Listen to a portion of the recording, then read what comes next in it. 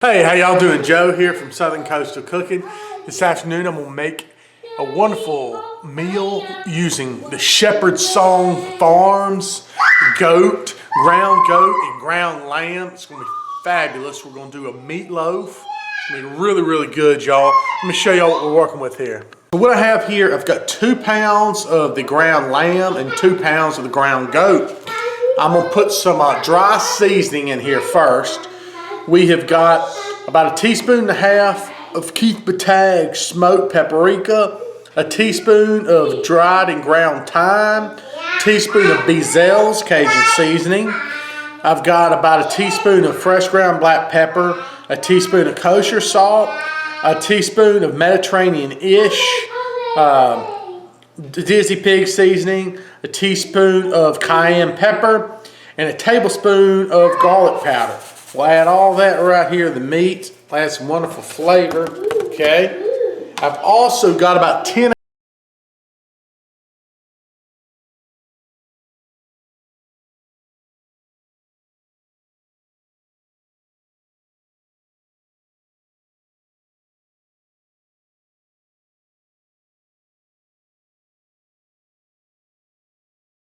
Yes, I thought that'd be an awesome idea. Put in some goat cheese. So we'll mix that in as well. All right, mix the goat cheese in a little bit. Now I want to go with a chopped onion, a nice size onion here. All right, got that in there. I've got about 3 tablespoons of Worcestershire sauce. That'll be good. I've got a tablespoon or so of minced garlic and 2 eggs. Now I'm gonna have to really get after it and get this all nice and blended up.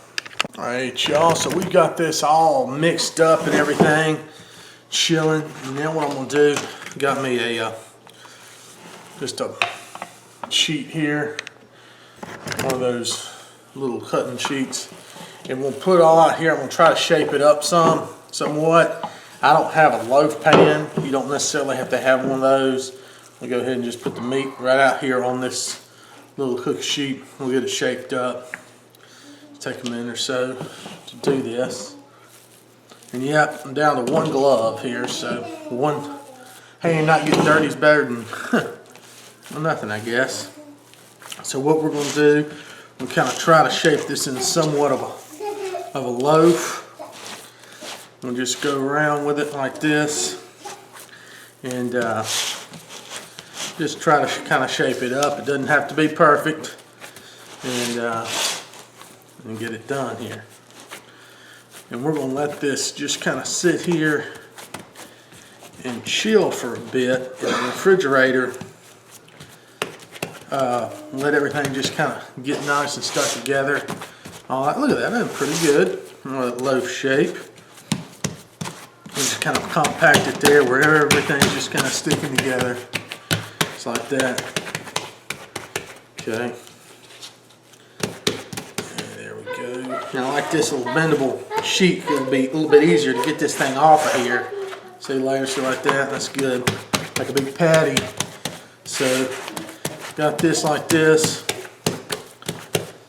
And we'll let this chill off in the refrigerator for a little bit. See it all just kind of meld together. And we'll come right back and we'll get it on the smoker. All right, y'all, so I just set the meatloaf out here. I put it on one of these frog mats and put on the yoder. Got the smoking wedgie here. It's looking real good, y'all. I just set it on here, set my dial about 250. I've got some, let's see, some, what do you call it, lumberjack, oak, hickory cherry pellet blend. Real good on here, and it's gonna be real good for this meatloaf. Okay, y'all, we got that meatloaf out there looking just gorgeous on the yoder. It's been going 2 or 3 hours, and I'm just doing it low and slow here. But really important thing about a meatloaf, of course, you gotta have a good glaze. So that's what we're gonna turn our attention to right now, y'all. We're gonna get right down here in a pot, and we're gonna start making us a glaze. Now, what I've got here is some apple cider vinegar. And y'all, I don't have many measuring cups left. They're clean right now, so I'm going to do 1, 2, 3, 4, 5, about 6 tablespoons. Looks good right there to me, y'all. What you think? 6 tablespoons of some good apple cider vinegar. I want to put some honey in there for sure. Good sweetness. I don't want to, you put that in tablespoons, it's just not going to all come out. So let's do, that's 1, that's 2, that's 3. Let's put about 4 tablespoons, little tablespoons of honey in there. Some wonderful stuff. And then, of course, you got your ketchup here.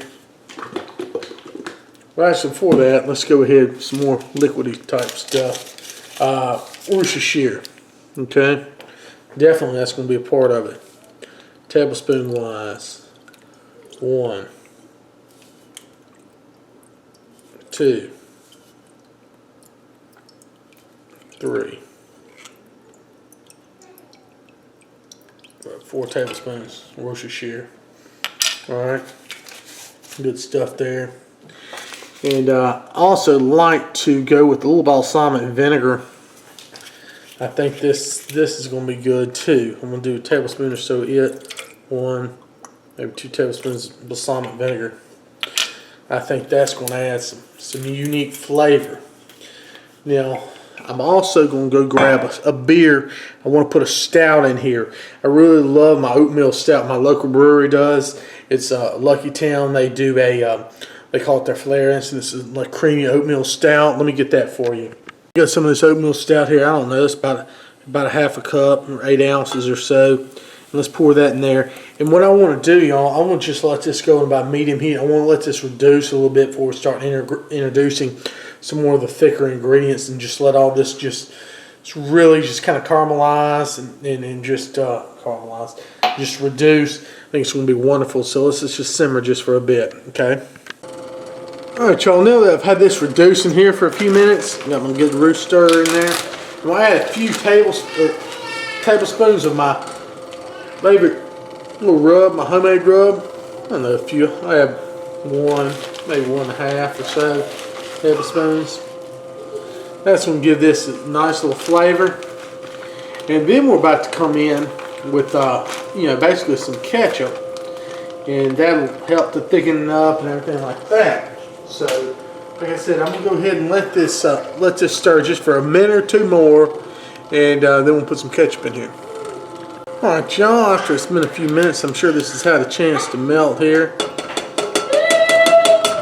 Oh, go ahead and take that off. Set it aside for a second. Over here in the beans. And let's add this ketchup here.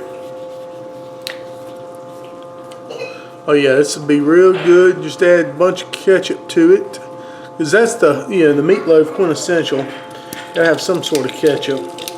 This is about probably 2 cups of ketchup left in this bottle. I got a little bit more. We're going to see how this does. I'm going to save this bottle too. I'm going to use this in a minute. Yep. Let me grab some more ketchup here, y'all.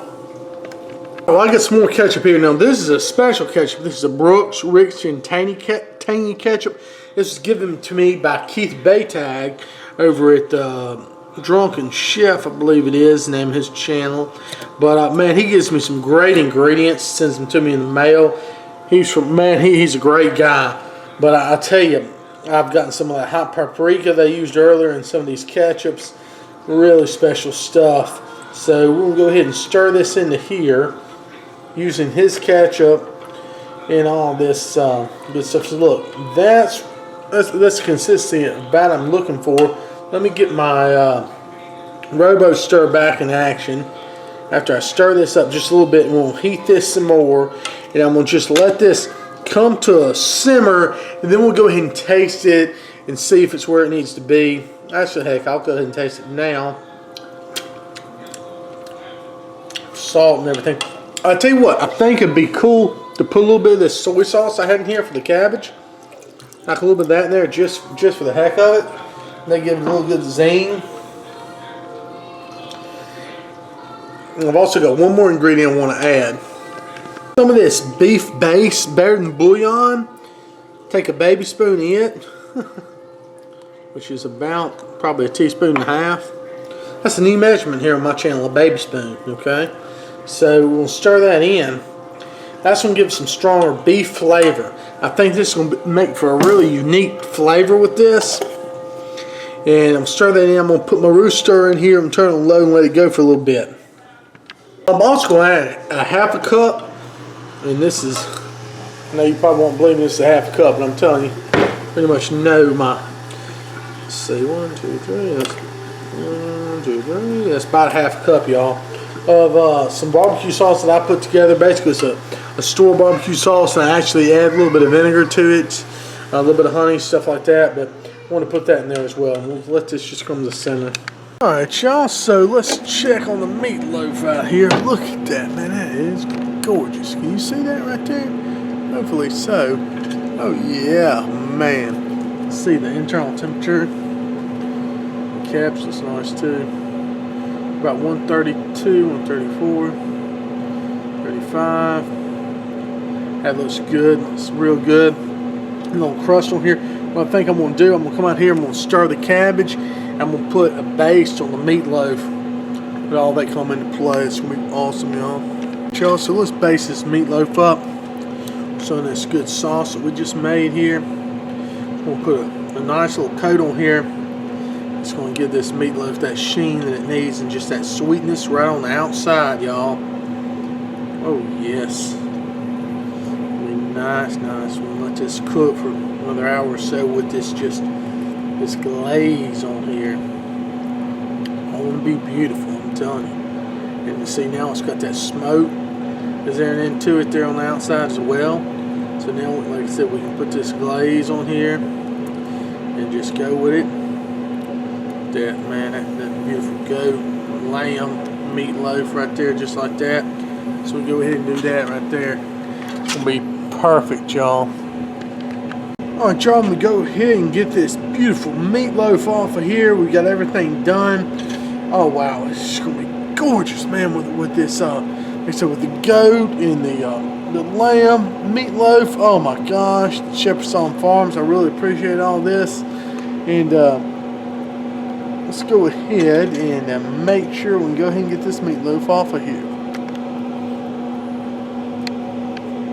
Alright, y'all, we are ready to eat now, finally. I've got some sides to go with this meal, actually. It's going to be wonderful. I've got some homemade mashed potatoes, got some black-eyed peas. Of course, this cabbage over here. Oh, man, I've got some fried cabbage that I smoked. And we'll see about that. It's going to be some experimental stuff, man. It's going to be awesome. So I'm going to go ahead and put some of that smoked fried cabbage over here on this plate. I've got some cornbread. Anyway, let's cut at this wonderful goat and lamb meatloaf that we've got here. Just take a few just gorgeous cuts right here. Oh yes, sir. Look at that. It's beautiful. Let's set that aside right there. And absolutely, let me get a little bit of the sauce that I've got here. Drizzle over it. Look at that. Grab a spoon. What we'll do is just down here in my plate, right here. Drizzle a little bit of this here on the meatloaf. Obviously, you gotta have a good little ketchup-y like sauce on your meatloaf. Maybe a little bit on the mashed potatoes, just for all that goodness. And then we'll take a piece of cornbread. If I can flip this thing over here. Oh yeah. Take a little bit of good cornbread right here. Oh man, it's going to be awesome. So basically, let me taste this meatloaf for y'all. That got from Shepherd's Song Farm, that the goat and their lamb. Wonderful right there. Just smoked it on the Yoder smoker. Give it a try. Oh yeah.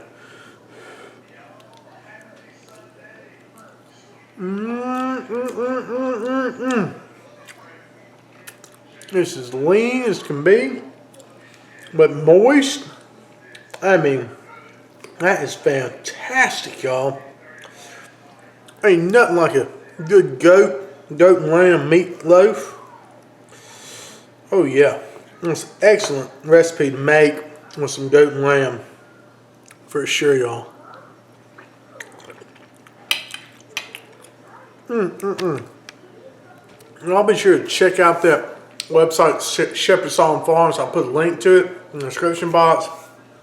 And yeah, if you want some real Southern style dishes here, like cornbread, we got the black eyed peas with the bacon, we got the fried cabbage. I'll be doing some videos on these sides too, but man, this was awesome. Thank y'all so much. Please like my videos, sub my channel, check out southerncoastalcooking.net. I'm going to talk some more about that for some written down recipes. God bless y'all. Thank y'all so much.